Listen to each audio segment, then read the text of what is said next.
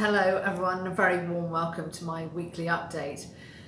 Slightly different background for me today. I'm actually in our London office for the day, so I have to say it is great to be out and sort of having meetings with people face to face. It really does make such a difference. I just wanted to briefly touch on the government response to the bovine TB consultation today. I know many of you will be reeling on the back of it, maybe not hugely surprised, but we know how challenging this road that we've been on has been. The badger culls have been a triumph, I think, of farmers working together to eradicate this hideous disease. A huge amount of effort, a huge amount of cost. Government has been very clear that it wants to see an exit strategy. I think we have to be equally clear that maintaining the population of badgers at a constructive level is going to be essential in delivering on this disease.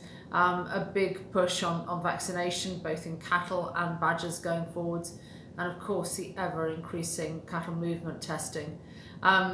I'm really disappointed over the last few years that a government that has taken the opportunity to politicise this area even more, and I think it takes little regard for what has been felt on the ground with this hideous disease, the human cost that so often has gone politically, I feel, unnoticed. We will never give up as an NFU on making sure we eradicate this disease, and we support you, our members, on this journey. So it's an evolving time, and I remain as concerned as I ever have done about this disease and our ability to really see things through and make sure that we deliver on all areas and the timescales that have been put in place to do this effectively. But I'm here in London today for a meeting with the Secretary of State for International Trade, Liz Truss, very much looking at the future of exports.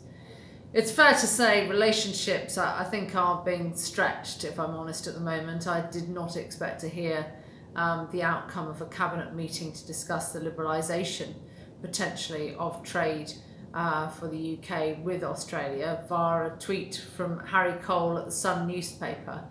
I did then get a call from Liz Truss that evening and also from George Eustace. So things clearly very tense on this issue, and rightly so, and far from an agreed cabinet on it. It's difficult to get more detail out at this time, but there will be emerging details soon. But my focus is on making sure that this government sticks to its word of increasing exports and actually puts a multi-million-pound package behind it. I've talked to you about match funding of the levy. I've spoken to my opposite numbers in Australia this week, and it's very clear that they have 22 people across the world focusing on agri-food exports, and we have one that levy payers have paid for out in China. So this has got to be a significant investment. It's got to be about boots on the ground in many countries across the world, and we need to stop effectively just talking about it and start to get on and do it. But trade policy is so pivotal to the future of agricultural policy.